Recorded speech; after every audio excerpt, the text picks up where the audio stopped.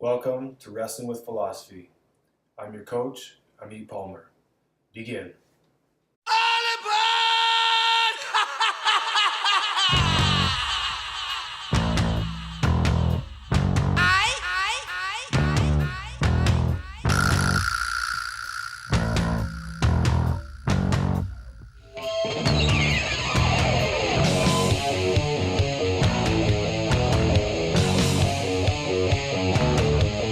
Hey guys, welcome back to Wrestling with Philosophy, Intro to Ethics, Episode 4. Today we're going to be looking at Epictetus, one of the best-known Stoics. Alright, so in this section of the course, we're really looking at two main questions. Number one, we're trying to figure out what constitutes a good life. And the second thing we're trying to do is determine how to achieve that good life once we've defined it. So for the Stoics, a good life is a happy life, but what do they mean by that? They really mean a life in which you correctly use reason and in which you develop moral virtue. You should also joyfully accept the world exactly as it is. If you can achieve these things, your life will have a good flow and your life will be tranquil, which for the Stoics amounts to a happy life. Alright, so I'll bite. I want to become a Stoic. What do I do? Well, the short answer is you just have to figure out what things are in your control and what things are not in your control, and only worry about the things that are in your control.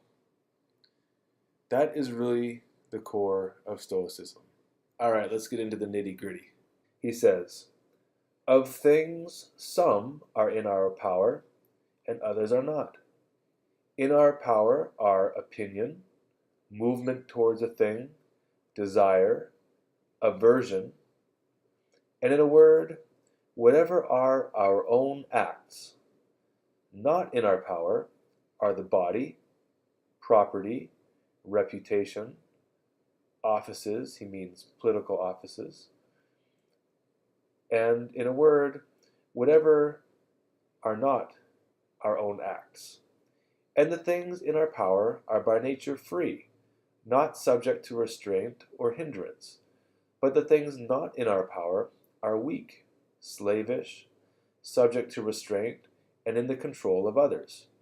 Remember then, that if you think the things which are by nature slavish to be free, and the things which are in the power of others to be your own, you will be hindered. You will lament. You will be disturbed. You will blame both gods and men. But if you think that only which is your own to be your own, and if you think that what is another's, as it really is, belongs to another, no man will ever compel you. No man will hinder you. You will never blame any man. You will accuse no man. You will do nothing involuntary. No man will harm you. You have no enemy, for you will not suffer any harm." So, we can summarize the first part of that this way. The things you have control over are your internal world, your attitudes towards things, your beliefs about the world, your beliefs about the value of things. The things you don't have control are everything external to your conscious control. So the actions of others, the beliefs of others, whether tragedy befalls you, all these things are outside of your control, and as such, if you pursue them, you will find that your life does not go well. When you build your life around the pursuit of things outside of your control, you will find that you are frustrated and you are angry. For the Stoics, anger is the result of being stupid. It is when misplaced hope collides with misplaced reality, and you should expect the misery of life.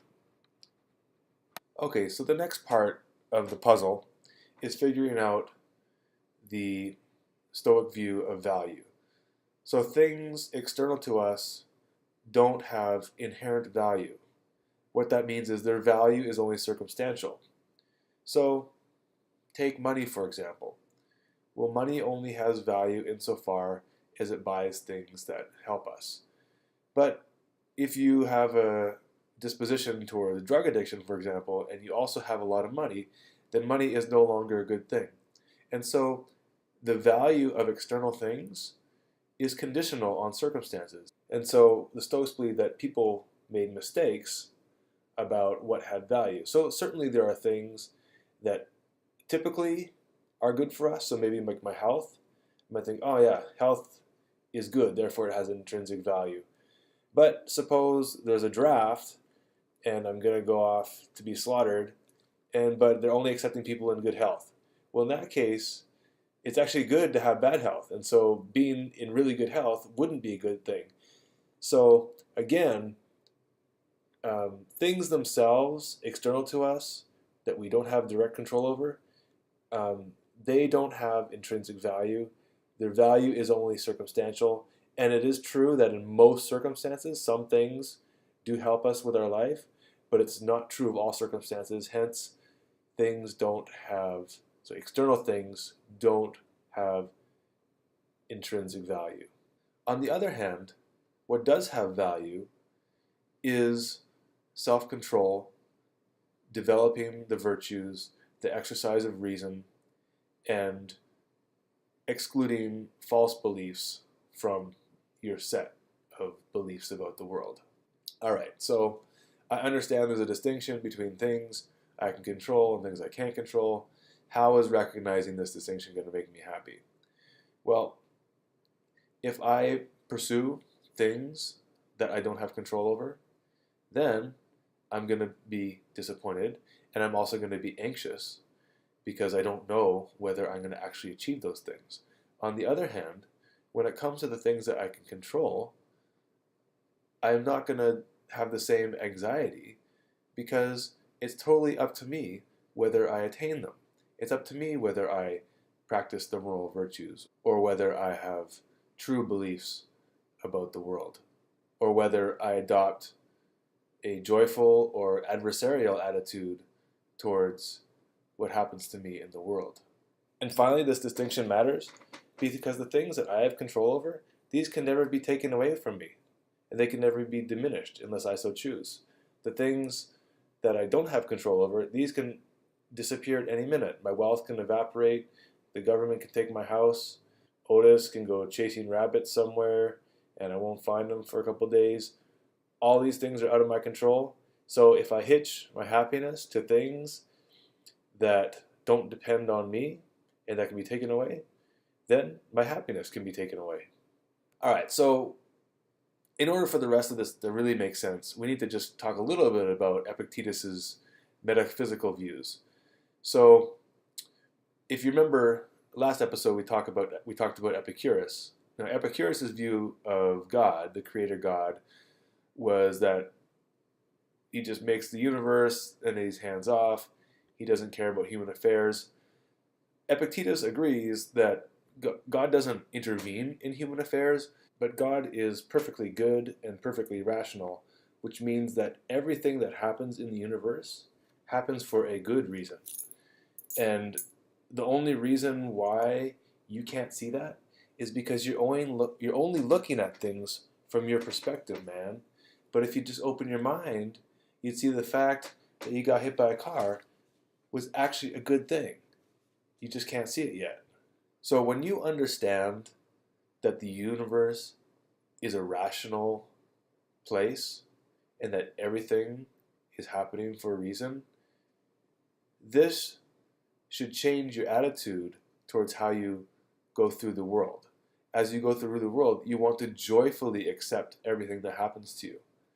So if you find yourself without money, then you should see this as an opportunity to maybe take some time away from working and wander the world, whatever you want to do.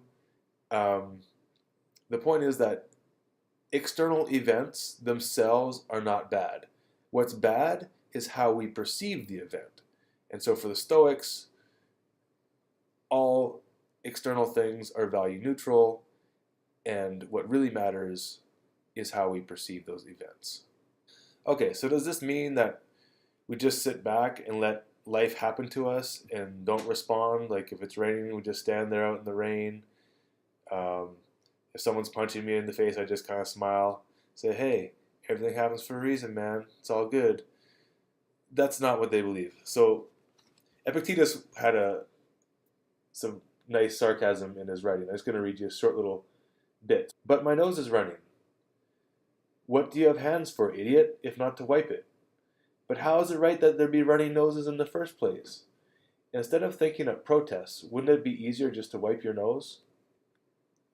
So really, what the Stoics thought is that, yes, ultimately, in the from a metaphysical point of view, external things are without value. Their value is only circumstantial, and their value is only a matter of how we perceive how they happen to us.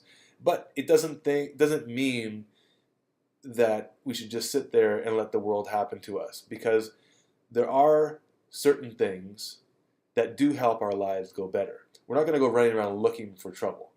And also, we're not just going to let our nose run into our mouth. We're going to take our sleeve and we're going to wipe it, or maybe get a tissue. Um, so, for example, yeah, your life goes better if you have access to regular food, and if you have friends, and if you have a little bit of money. Sure. So it's not like you need to just run away from those things or not care about them at all.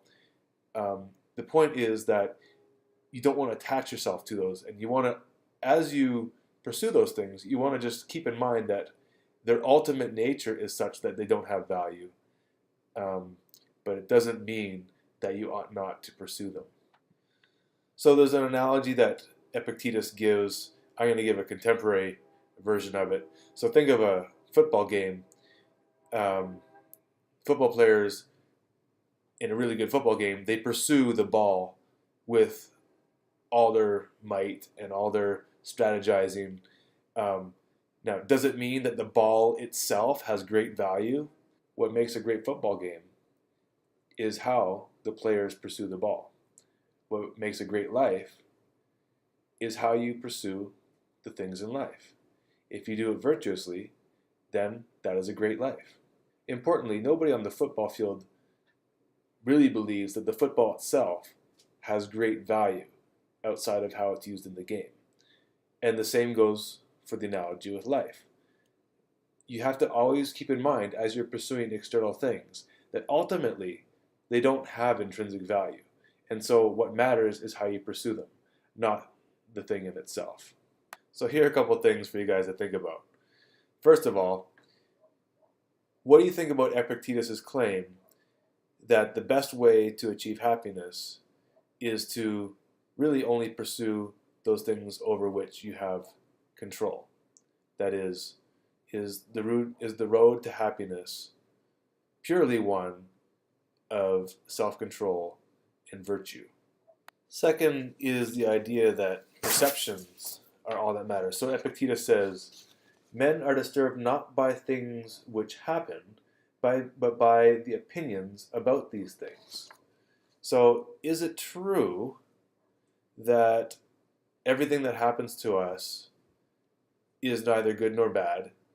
It's just a matter of how you perceive it. Stoicism isn't, an entirely selfish, inwardly looking philosophy, even though I do focus primarily on myself and improving myself. But I'm always trying to reflect on my actions and my beliefs and my attitudes so that I can be a better person and also help other people become better and happier. But I can't help other people if I have no self-control. All right, so that wraps up episode 4 of Intro to Ethics. Thanks for watching, and I'll see you next time. Or I won't. I don't care either way. I'm going to joyfully accept whether you watch or not.